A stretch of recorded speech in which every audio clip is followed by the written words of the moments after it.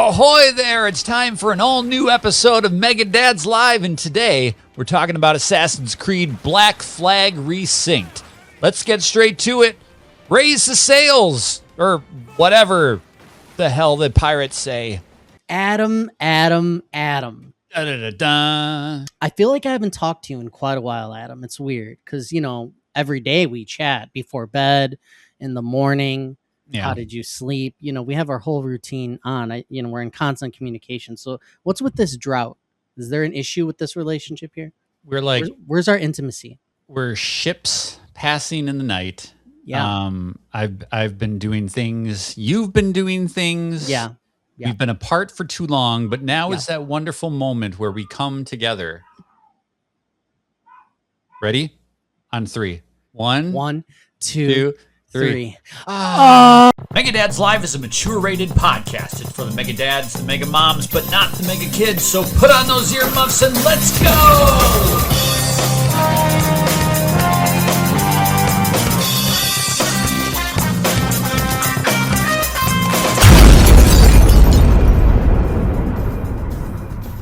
Anyway, it's great to see you. It's great to be What with you. the fuck is wrong with us? I don't know. Are you growing out this mustache? For those of you who aren't watching on the YouTube Megadad channel, They should Adam's growing in his stash for the summer, mind you. Yeah, I have just been letting it happen. Yeah. I can do this okay. This isn't impressive or anything, but like it's passable, right? It's a passable stash. What I get in trouble with is down here by the chin area. The scruffy stuff. Can't make that work. Mm-hmm. So yeah, I trimmed a lot of this back so that it makes the stash more prominent. Yeah. And I think it's more on brand, don't you? Like a dad stash is a little bit more on brand. A dad stash, absolutely. I mean, you should get some of that stuff. Testosterone. I can't. I not only have the dad stash, but I have the dad bod. Mm-hmm. I feel like my body is rebelling against me. Like I feel like a couple of years ago, my body just said, "You know what? You've had it good enough for long enough, and now, fucker, it's time to understand what middle-aged life is all about." I used to have a really good metabolism, and I used to be pretty, responsible about keeping my body in shape. And no matter what I do now, I mean, we've talked about it on the show. Like I do my walks. I don't eat like trash. Mm-hmm. I've cut way back on my drinking. Yeah. But my stomach has just decided that it's just going to become like a solid calcified pillow below my boobies. Yeah. I don't know what to do anymore. And so I'm like, at this point, I'm not willing to starve myself. I'm certainly not going to work out like hardcore, like that's ridiculous. So I think this is just how I am now. Giving up is there's a freedom in it, Adam. And Yeah. I think I'm right on the edge of giving up a little bit. You know what I mean? Just be like, this is kind of how it is now. It's hard. I mean, how are you supposed to have energy? It is hard. It's rock fucking hard. And like, that's my point is I will eat and I'll look down and I can immediately see where it went. You know what I'm talking about? Like I've got like a very frail, I have no muscle mass at all on my body. So it's like from tits up and out, like where my arms are, I'm the same as I ever was. But once you get down to the belt area, it's just like I don't know. Yeah, there's bulimia, purging. Nothing. There's nothing really healthy I have to say to you that it's gonna help your physique. I'm pretty much just as resigned as you are. Yeah, it's like when you see a really old bridge and you're just like, we're just gonna kind of let it go. We're just gonna keep using it until it collapses. But here's the thing about you, and don't take this the wrong way. No, but no. your weight looks like it's evenly distributed. Like you've got great breasts. Like you have got a rack. I podcast with you all the time, and I'm constantly staring at your tits. Yeah, I have succulent Yeah. A succulent chest. Like I am attracted to me. That's all I have to say about that. But I do round out very well. So I put on pounds, I lose pounds. I'm like an actor, Adam. I can put on 30 pounds whenever I need to. Yeah, I could just put on 30 pounds whenever I need to, honestly. I can't get it off, but I can put it on. If there's one thing I've always said about you, it's you're Christian Bale. Yeah. This program is powered by Megadad's Boost, our public support program. You can join at patreon.com/Megadads. For over 10 years, Megadads has been bringing you the best in podcasts, reviews, interviews, family fun, and so much more. As an independent media organization, we rely on audience members like you to help support what we do, to ensure that Megadads can continue to bring you the great content that you enjoy. If you've been watching, listening, or playing along through the years, please consider lending your support by becoming a member of Megadads Boost. Memberships start for as little as $1 a month, and you can start collecting your Boost rewards from day one. Rewards like art cards, early access podcasts, reviews, gameplay clips, and so much more. Please visit patreon.com/Megadads and become a member today. You can help us continue to make more of that Megadads coverage you've loved over the last 10 years well into the future by becoming a member of Megadads Boost. Megadads being super positive. It's Megadads Super Positive, where we bring you something that's lightening our lives, bringing us joy, things that are uplifting us. And first of all, the obvious, I'm just really happy to be podcasting with you again. I did a solo show last week. That's hard. Yeah. That's hard. Yeah, it is hard. I bailed on you at the last minute that we were going to record because I got some free tickets to the White Sox game, the Skybox, and I left you on your lonesome. And yeah, you need a partner. You need a Batman to your Robin, a Bonnie to your Clyde. That's the whole point of doing this show, is so that we can have our us time. Yeah, us, me and you. You can. Did they at least win? Was it? Yeah, we won like 11-1 or something like that. Okay. It was a great night. So it was worth it. But my super positive, it's summertime. It is balls hot. That's not my positive part, but it is balls hot. Yes. It's like 101 heat index right now here in the Twin Cities area. And because of that, my kids have gotten out the old inflatable swimming pool. There we go. Everybody had the yard pool. When we were kids, it was like rigid and hard plastic. Yeah. And you could fucking slice your forearm off on that thing if you weren't careful. But now kids have great pools, these big inflatable multi-level things. And there's something great about coming home from work, all sweaty and tired and angry, and just seeing your kids playing in the yard, the swimming pool, and the sprinkler. And it's just like, it's classic. It is classic American summer fun. And I don't know. I came home today and my kids were out there playing in the water, and it was just kind of like, it's just a wholesome feeling. So that made me feel pretty good. I know what you're talking about, though, because as things get increasingly dark in the world and, there's bad news all around, we are looking for that super positive. And when you see your kids having fun, just that innocence, the like carefree nature, like it's almost like you get to experience it again as a parent, kind of through them, with them. And it's just great. I love seeing my daughter happy. So that's really good. I'm right there with you. My super positive has to be right up that alley, where my daughter has been taking swimming lessons. Thanks to my parents, they were like, it's really important that she learns to swim, because I don't know how to swim. My mom doesn't know how to swim. A lot of people in my family, like, we just don't swim.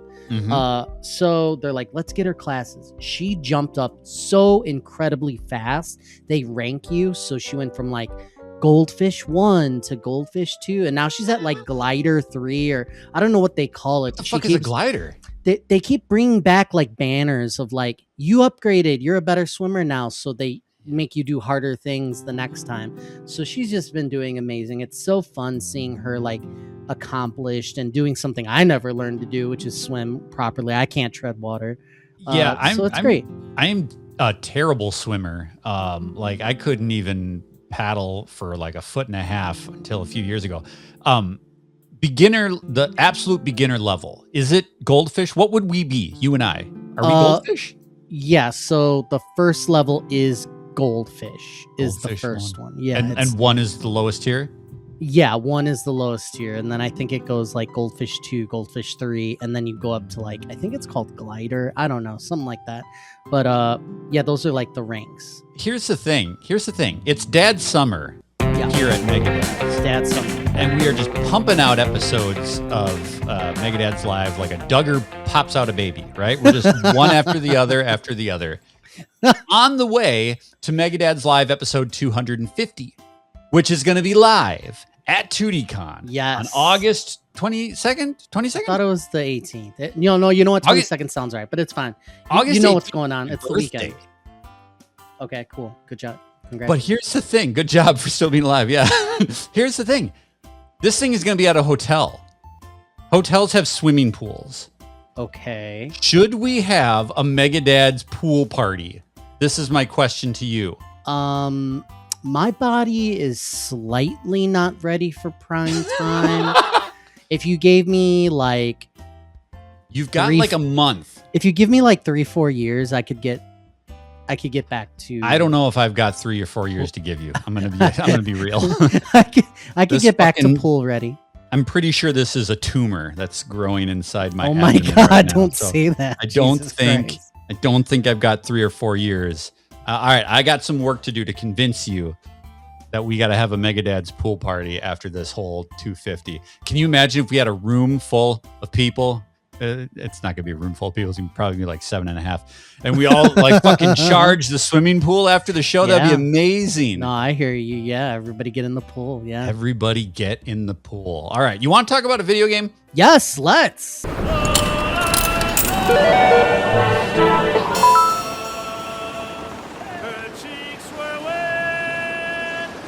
Let's talk about it. Assassin's Creed Black Flag Resynced. This is an action adventure from Ubisoft. And wow, they make games? I am not soft. I be hard. Yes, Adam is hard. Adam is very hard. We talked about this a couple weeks ago with the Sweet release. I have never played this game before. Wow. I played Assassin's Creed all the way up to Assassin's Creed 3, which was I think was like 5 or 6 games, strangely enough. But I played all of those. I burned way the hell out on the series, and I was like, I'm done. Like, I can't do this anymore. Once a year, we're doing a new Assassin's Creed. Who's got that kind of time? Yeah. So I bounced off that series pretty hard until just a couple of years ago, and we talked about Assassin's Creed Shadows. I really loved that game. That was the one in Japan where you play as like the samurai and the ninja, and I thought that was such a cool game. And so when Ubisoft announced that they were remaking what a lot of people say is the best one, right? A lot of people point to this game as being like one of the best Assassin's Creed. I was like, fuck yeah, I'm in. Let's give this a shot. Now, Assassin's Creed Black Flag Resynced is a remake, and they've done a lot of things to bring this to a modern caliber, a modern level. First off is the visuals are just outstanding. It looks beautiful, yeah. This game is ridiculously gorgeous, especially when you take your pirate ship out into the sea and the sun's going down, or maybe there's a big, I think it's called a squall. There's like a storm in the ocean. Yeah. There's like tornadoes and heavy rain and winds. There's whales jumping out of the water. There's dolphins swimming along your just amazing ambiance and visuals in this game. I think that they've improved the combat is what I've heard, but again, I don't really have like a comparative analysis to give you because again, I didn't play the old game, but it feels more modern. But the interesting thing about Assassin's Creed Black Flag Resynced is it's got this whole shiny new wrapper on it, but it feels a little old. A little clunky, maybe. And it's really weird and kind of hard to put your finger on. And I think it's more of like the structural way that the game plays out. Like all the quality of life stuff is there that, you know, the controls are more modern. It auto saves. The saving is basically non-existent. It's super fast. It's super beautiful. It feels, and it plays, and it looks more modern, but the structure of it is still kind of like of an antiquated way of doing things. You can feel the level by level of this game as you play. It isn't quite so open. They gatekeep you by where they want you to progress in the story. So whereas like in Assassin's Creed Shadows, you can just go wherever you want at any point. Oh, right. Yeah, much more freedom. Yeah. Yeah, and like there'll be stronger enemies in areas that maybe they don't want you to go quite yet, but you can go there. You're right. I'm playing Black Flag, and I'm on my map. I'm out to sea with my ship, and there's an island that is my next quest line, and I'm sailing in the open sea, and then all of a sudden, this giant invisible wall. I smash into it at high speeds because the game doesn't want me to go there yet because I haven't opened it up on the map.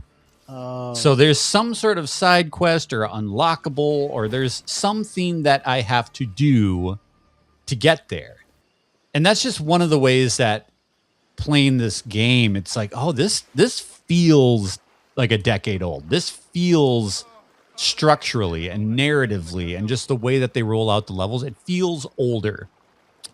It might not be a bad thing for a person, especially if they're coming back to this game, like if they're wanting to experience that game again, with the new bells and whistles. But for me, a guy who never played it and has recently been playing like the cutting edge of Assassin's Creed, it does feel a little bit like stepping backwards in time. Yeah. Yeah. You do all the Assassin's Creedy stuff, you're parkouring and assassinating folks and blending in, doing all the stealthy stuff. This game is really good. It is really fun, and even with it being on a smaller scale, that's kind of nice too because it doesn't feel quite as overwhelming as a Shadows, where it's like, here's the world, go do stuff. Like this is much more directed because that's the way games used to be. But it definitely has some hiccups. There's some glitchy stuff. It's just, I don't know that I can say that I like it as much as a Shadows, but definitely the more time that I put into it, the more I enjoy playing it. And there's some really great shit like diving into the ocean that really sets this apart from other Assassin's Creed games. Like this game clearly has an identity that separates it from the other ones. All the pirate shit stuff of like getting new crew and upgrading your boat. There's lots of stuff in this game that it's easy to recommend because it's like, this is the pirate one. But I just find myself also kind of marveling at how Ubisoft is almost afraid of its own IP. Yeah. Yeah. They almost seem ashamed of what Assassin's Creed is. They use it because it sells the game. But this game's at its best when it's not being Assassin's Creed. Wow. When you're doing the pirate stuff, when you're sailing the seas or you're hunting for treasure, that's when it's at its best. And then there's like moments of where, okay, you got to climb the thing where the eagle's flying around because that's how you open maps. And then you got to jump into a bale of hay. It does like all the traditional stuff that just feels so been there, done that. Yeah. That like when this game is being Assassin's Creed, it makes it less fun to me. That's so interesting. I did play the game. I put it down after just a number of hours. I remember the big thing for me with this one is I'm not too into pirates. So as you started getting on the ship and just the story beats, I'm like, I wasn't interested in what was happening. Sure. I don't particularly like the character. And it was kind more of a dick. Yeah, I mean, he's a pirate. It's hard to put your finger on it, but just from that initial scene, with the girl, and then just like every beat afterwards, it's like, oh, you're like a pirate scoundrel. It just he feels like very flat to me. You know what I mean? Whereas my favorite Assassin's Creed is Odyssey, and I played female. I think is it Cassandra? Yep. She just brimming with personality, extremely well written. Like I wanted to get to the story beats, didn't overstay its welcome for all those reasons. And then this one, for all those same reasons, kind of turned me off. What I'm really interested about besides, okay, this is more of a structured experience and not free open world, go wherever you want. How about the combat though? Because what I heard was that they were making refinements to the combat. I forgot how it was described. It's like, oh, it's a little bit more Assassin's Creed or whatever. I don't know what it is, but how does the combat feel? Because for me, a core experience of these action adventure games is I want that loop of, you go into the place, you Yeah. defeat all the enemies, you upgrade your stuff, and then kind of go do it all over again. So how's the combat in this one? It's a lot like, I mean, I think this just like the structure of the game itself really just reminds me of how much I liked Assassin's Creed Shadows. There's nothing inherently wrong with the combat, but it's nowhere near as fleshed out or as deep as the more modern day Assassin's Creed. So there's no skill trees, where you learn new moves or skill sets or stuff like that. The enemies they don't have like higher levels. So there's different enemy types, but you can kill all the enemy types like just where you are, because Edward doesn't get stronger. He doesn't level up. He doesn't improve his gear or things like that. So it's a lot of parrying, a lot of stealthing. It's cool. It's fine. You get lots of cool weapons. It's interesting to play an Assassin's Creed game with like dual pistols. Like you get like the muskets, right? And so that's kind of fun. And it's kind of savage. Like you really go to town on these guys. You don't just kill them, but like you spear them with your I don't even know what the hell the sword is that pirates have. The cutlass. Yeah, you like spear them with that, and you lift them up in the air, and you throw them around. Really cool.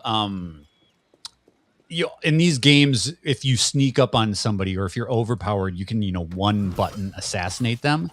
This one's got a really cool thing where you can charge a guy and catch him off guard, and you'll use your hidden blade, and you'll like punch him in the gut, blade him, lift him up into the air without breaking stride. So like you're still running. You pick this dude up and slam him to the ground. That is really cool and very satisfying to do. But it's a lot of the same thing over and over again. Like the combat doesn't seem to be evolving where I am at this point in the game. And that's just kind of like the whole thing, like the whole Black Flag thing is it's fun. It's solid. It's good. It doesn't seem to really be doing anything exceptional or new. It's just a very solid entry. So I'm not dogging on this game. I'm definitely recommending it because it's a hell of a lot of fun. I just personally prefer an Assassin's Creed that has more refinement and more personalization. And I just find myself wanting to go back and play more Shadows because I think that's a superior experience. I'm sad to hear that some of these RPG elements are missing. I don't know why I like it, but across games, whether it's like a extraction shooter or any other RPG, like when you have like colored items and stats and gear and stuff, it's just something for me to do that I enjoy. Well, it's a carrot, right? It's a the carrot on the stick. Yeah, I want to strive for something. The skills, especially in Assassin's Creed Odyssey, I liked it. And going to my path and being this type of play style, etc. So I'm gonna fight more guys so I could get more experience, so I can get better gear, so I can get better attacks. And in this, it's just you're doing it for the fun is meant to be the reward, and it is fun. I just, like you, prefer a little bit more meat on the bone. One thing that I want to talk about narratively wise is, and again, I've only played like half of the Assassin's Creed games. There are 45 of them in my defense. I think it is really interesting that from a narrative perspective, your dude is not an assassin at the beginning of this game. He just comes across the gear and he lies his way into the adventure, into the quest. And it's really interesting to really shed the whole creed and we've got the brotherhood and all this and big overarching mystery and all that. The Templars, it's all in there. The Animus, the Templars, like all the stuff. Yeah. But this guy's just kind of like, fuck it, man. I just want to pillage some shit, and I'm gonna wear this robe and this hood while I do it. So it's kind of interesting from that perspective. However, it does really grind my gears, and it makes no goddamn sense why you know how to do all the assassin shit. Like, this guy is a pirate. Why does he know how to, or why does he think to parkour up these buildings and like crouch around along the rooftops and like hide in the shadows? Like, that's not a pirate. Yeah, and he starts doing to this point where I'm at in the game. He hasn't met any of these assassins. They haven't taught him anything, but he acts like every other Assassin's Creed protagonist because, as a player, you just know that you're supposed to do that shit. So that's kind of jarring to me as well. You brought up already like the fascinating way that this franchise is like evolved, changed. We're getting rid of the modern day stuff now. I don't like that. We're going more RPG. We're going less RPG. Like, there's just, this franchise doesn't know, and it, like you said, they're ashamed of like, why don't we do the modern day stuff? Where's the sci-fi element? I like that stuff a lot. Do too. I don't think it detracts from what they're doing. It literally like bridges what the whole they're doing fucking in the point time of the period. series. Yeah, this is the intrigue. So I don't know what they're gonna do with it. I hope they don't ruin it, because this does sell. I'm gonna lay down some facts and figures for you, Adam. Yeah. Buckle up. Yeah. Assassin's Creed Black Flag Resynced sold extremely well, 2 million copies on its first day, setting multiple franchise records. So in just 24 hours, 2 million copies. This is double the number of players recorded for Assassin's Creed Shadows' first day. Perfect. How do you feel about that, Adam? It's the perfect recipe for layoffs. It's this success cannot go unpunished. You know what I mean? I do wonder if this succeeds and does better than Shadows, do they get the message that, again, just going by the numbers, hey, we should go back this way now with stuff because we'll sell double. If it's all done by a spreadsheet and like uninformed, knee-jerk decisions, they may do something like that. Absolutely.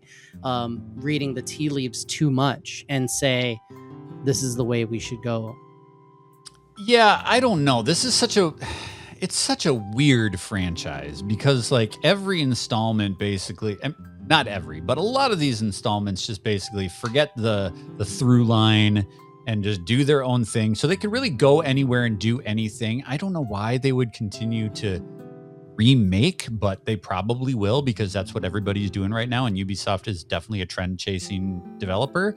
Yeah. One thing about the Animus, two things about the Animus. One, I wonder what a new player to this series thinks it even is. Because Assassin's Creed? Oh, the Animus.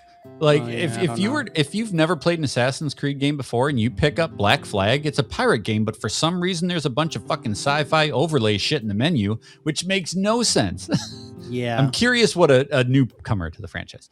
The other thing, I love what they've done to the UI of Assassin's Creed. When you boot up an Assassin's Creed game, they give you the timeline in the Animus, and you can select any game in the timeline, and if you have it, it'll like queue up that game. I think that it'll let you buy it. Yeah, right, and which is really probably why they do that. But I think that is so fucking cool. Yeah, that it places all the installments in the timeline in the chronological order, and you're like, where do you want to go? You want to go to Japan? You want to go to ancient Greece? You want to go to the Caribbean? I think that is so clever and smart. Yeah. And again, it frustrates me that they don't lean more into the fact that this is actually a sci-fi property because they're just leaving it there. But Ubisoft continues to make money on this franchise. It continues to be a huge hit. And despite some blemishes and some hiccups, like this is going to be another mega hit for them for sure. The place to be for Megadads socials is the Megadads Discord, where you can engage with your favorite Megadads as well as other friends of the Megadads every single day in our stress-free and welcoming social space. When you're a member of our Discord, you will get alerts for all of our content drops, so you never have to miss a review, a podcast, or a hot take. Partake in our fun weekly Megadads holidays like Waluigi Wednesday and Final Fantasy Sunday. Megadads Discord is fun, free, and follows you wherever you go. Join us today and become part of the conversation. And that sound right there is the caboose. We're bringing this episode to a close with the recommendation of something outside the world of video games. I've got a movie for you. I don't know if you're a fan of John Wick. Oh, I have seen some John Wick. You've got a penis, so I think you're obligated to like John Wick, right? I've seen some, yes. I watched the spin-off, which is called Ballerina. Mm-hmm. I think it's actually called From the World of John Wick, Ballerina. Yeah. Mm-hmm. I think that's actually like the official name of this film. And it starts off just kind of like, oh, okay, we're doing more John Wick stuff, but with a new person, because clearly Keanu's aging out. Like, he can't do this shit forever. And it's pretty by the books until it fucking puts the pedal to the floor. And this movie does some of the craziest action shit I have ever seen in a movie before. Have you seen this movie? I've seen clips of this movie. I was interested in it because I had forgot that it existed, and I was like, "Oh yeah." So I watched a little bit of it, and it wasn't as cool as like what you were describing. Yes. You got to stick with it because it absolutely opens up just kind of like this is more John Wick stuff. Like this, I see exactly where they're going, and you see where they're going throughout the whole movie, right? Like there's no narrative surprises or anything in here. There are two fights in this film that I have to call out. One is a grenade fight. A grenade fight? There is Talk to me about this. There is a grenade fight. There's no way. That's all she has, and she's getting swarmed by like this whole team of assassins. And it's just grenade this way. And it's not just throwing grenades. They use them in really clever, awesome ways. And I'm not going to say any more than that. The other one is a flamethrower fight. Is it two flamethrowers, or did they throw in a third flamethrower? Two people fighting with flamethrowers, and those two scenes alone. I mean, it's John. I'm watching this. I'm watching this. You've sold me. If you've seen John Wick, you know what you're going to get. Yeah. But these two fucking combat scenes, and they're long drawn out John Wick style action scenes. The grenade fight and the flamethrower fight. I was laughing my ass off. I was like, I've never seen anything like this before. So like, as far as cinema goes, it's an okay movie. But as far as an action movie goes, this one kicks serious ass. It's Ballerina. I believe I watched it on Hulu. I think that's where it's available, is Hulu. Cool. If you like John Wick, it's a easy recommendation. My recommendation, because it's so hot out lately, we've been out golfing, we've been doing things with our daughter outside, and it's sweltering out there. So yeah. I strongly advise you, everyone, to buy a neck air conditioning fan. Have you seen these things? It's like a little horseshoe shaped device that you put around your neck. And all it's doing is blowing air like around you, like around your neck and such. And it's wild because it is such a small thing, just a little bit of air against you. But when it's super hot and it's sweltering, you'll do pretty much anything to get a little bit of relief. These things are not expensive. They range in quality, but you can pick one up for like $20 or something like that on sale. And it's very much worth it. We were golfing. I had the thing on, between holes. I was just like, it's 103 out here. I can't do this. I need a little something. Give me a little neck fan. So look it up. These neck AC fans. Have you've seen them? I had never bought one until we went to Japan. Okay. And Japan in the summer, it just, we were taking 3 showers a day. And we grabbed like 4 of these fucking things in Japan. Yeah. And you are absolutely right. Next, I need to get a taint fan.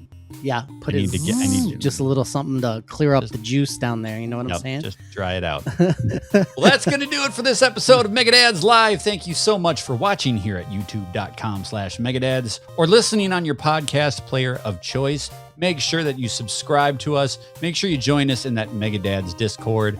Come back in a couple of days. We got more Dad Summer on the road to MDL 250. We'll see you soon. Goodbye.